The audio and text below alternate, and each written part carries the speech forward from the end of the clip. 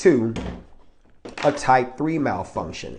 And then I'll explain what I was talking about in the beginning with the guy who said it was kind of antiquated. And I'll show you the reason why his theory is missing or lacking context. See, I like to teach theories that are going to work with mostly every firearm, not what's going to work with special operators in special situations with special circumstances that don't necessarily apply to you, the general everyday, I'm not deploying at a high op tempo concealed carrier, right? Those things matter. So let's go on ahead and demonstrate the type 3 malfunction. Type 3 malfunction is what I affectionately call the parking lot jam. So here's how you set it up. You want to take a snap cap and you want to insert it into the chamber through the ejection port like so. Okay, so make sure you get it in there. Okay, you can see it right there. I'm going to show you some light because I don't want to lose it. Here we go. Right there. You see that snap cap is in there. I want to make sure it's in the camera. Lighting it. Okay, good. You see it just like that. Okay. Then I want to go on ahead and make sure I still have the firearm angled downward, just like this.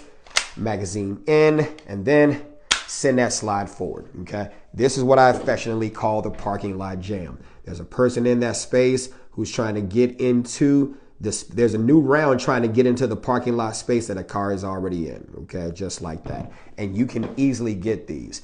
What causes this to happen? Maybe the extractor that actually pulls the casing out of the chamber didn't connect, or it moved too fast, or it's bent, or it's broken. The fact is, this is the stimulus identification that the slide is trying to go forward, but there's something in the way, okay? Or even, like my student experienced yesterday, the casing came out partially or was trying to go in partially, but didn't necessarily go in all the way. You pretty much have the slide that's trying to go forward into battery, but it's still here, okay? So what's the response selection, okay? Here's where we're going to go on ahead and talk about it, and then we're going to get into that discussion, right? Okay. Lock, mag to pinky, rack 3, insert rack. I'll say it again. Lock, mag to pinky, rack 3, insert rack. Okay. So let's explain what that is. Here we go. Lock. You want to lock that slide to the rear. Okay. Why do you want to lock that slide to the rear? Different firearms have different guide rod spring tensions. What is a guide rod spring? Let's go on ahead and show you what that is. Okay. Guide rod spring is this piece right here. This is the guide rod spring. Okay. Different guide rod springs have different tensions. Those tensions are the strength that is needed to send that slide forward and into battery. Okay. You don't want to work against that. Okay. You don't want to work against that.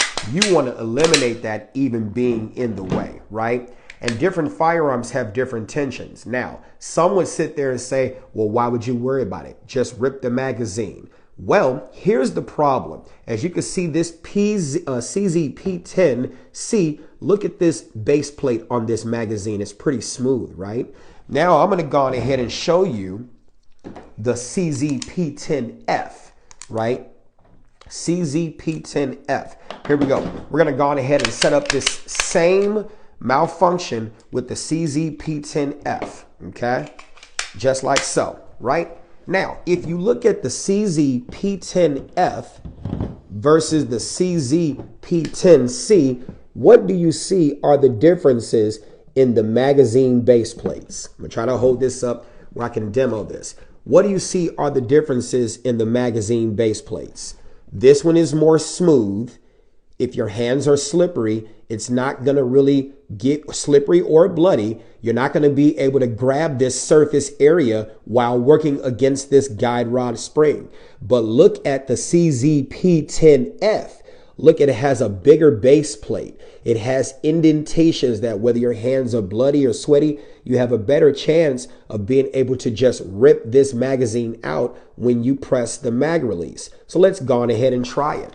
With this CZP10C, I already have my hand covering this surface. So my hands better be dry while I'm trying to rip this out. And I'm fighting against this guide rod spring, right? Why make the stuff hard? Why make the stuff hard?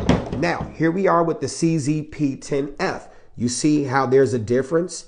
See the difference? I'll show you again. Here we go.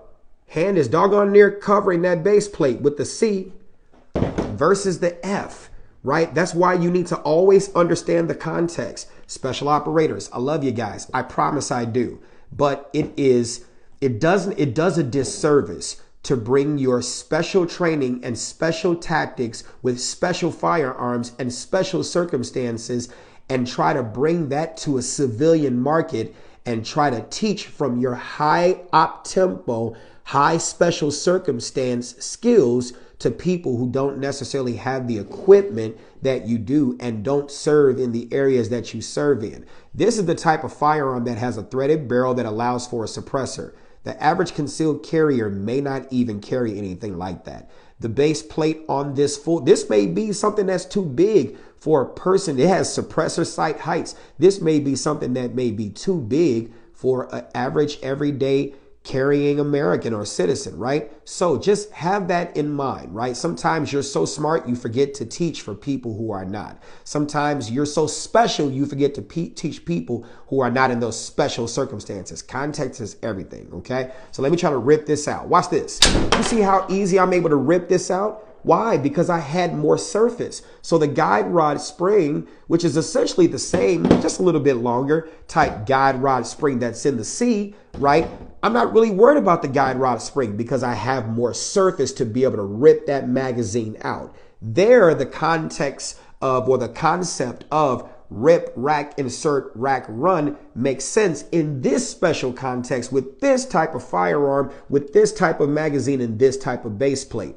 But it doesn't work for most firearms that most civilians are going to carry if they don't have that extended base plate for the magazine, right? So I like to teach my theories of what's going to work with mostly all firearms, given that my market is mainly the civilian space, okay? So what did I say was the corrective action procedure or the response selection for this? And I have to change that because I just revamped my theory. It used to be what it is. I'm not going to repeat it. Let's go on ahead and go with it. Here we go, okay? Lock, mag to pinky, rack 3, mag in, rack. Okay, I'll say it again. Lock, mag to pinky, rack 3, mag in, mag. I'll explain.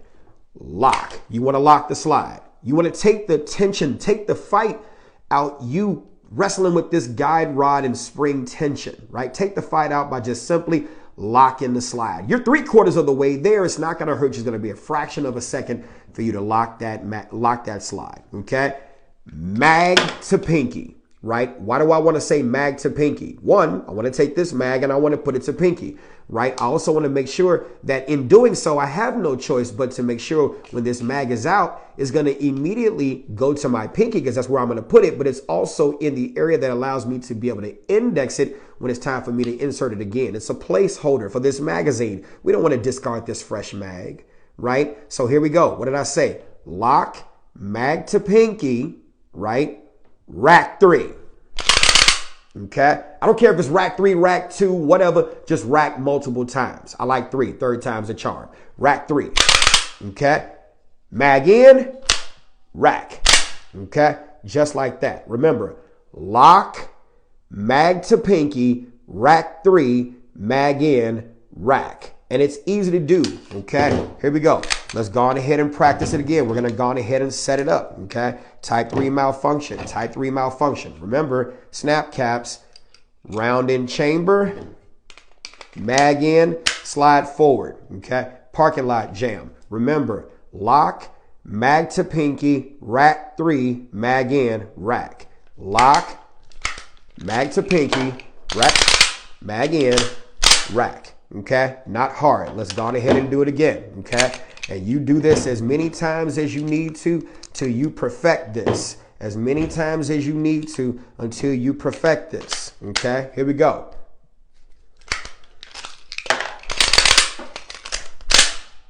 It's not hard. Okay.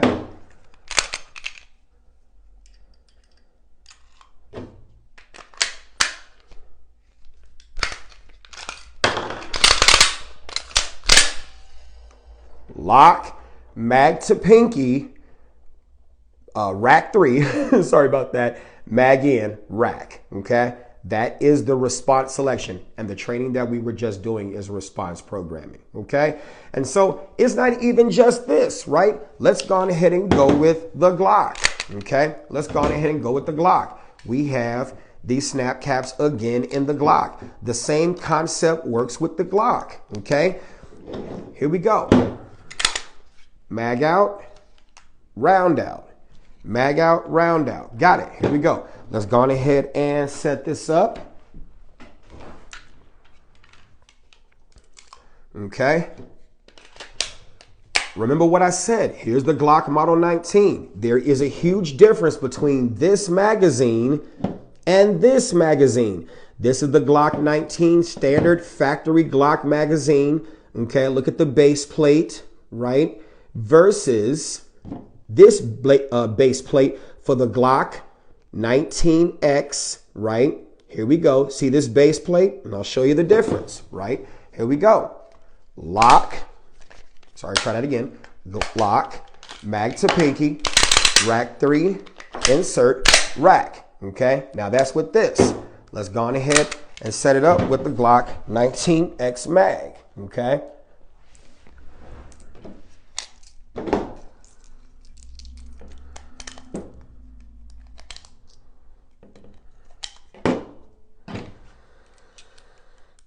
Don't forget to hit that subscribe button, all that great stuff. Okay, good. Look at this. Now, of course, you know the 19X is simply one of the other Glocks. I think it's the 45 where you got the 17 frame, but the 19 slide. Okay, you see how much surface area you got with this? So with this, do we even have to lock? No, you could just rip it straight out because you got more surface area. Okay, there's always context to these special tactics. But in the event you don't have more surface area or a larger base plate, you are going to need to simply lock, mag to pinky, rack 3, mag in, rack, okay? Lock, mag to pinky, okay? Rack 3, mag in, rack, okay? Lock, mag to pinky, rack 3, mag in, rack. Now, I know some of you all seen the rounds that were falling out. And with the rounds that were falling out, you're simply like, well, Mike, why don't you just let the round fall out and just insert the round in? Because under stress, you're really not going to even see that round falling out. You may see it, you may hear it, you may not. Just go through the response selection package for the stimulus identification that you've experienced. The stimulus ID for the type 3 malfunction is the parking lot jam, where you have a round trying to get out and a round trying to get in, right? The round can't get out because there's a round trying to get in that's in the way. The round can't get in because there's a round in the way. It's just that simple. You experience this, it's the stimulus identification. You see that. The response selection is lock, mag to pinky, rack 3, mag in, rack. You go through that and do that every time with every firearm. You got a greater chance of getting that firearm where it needs to be than trying to figure out whether or not you should pull this or not because you're fighting against the tension of that guide rod.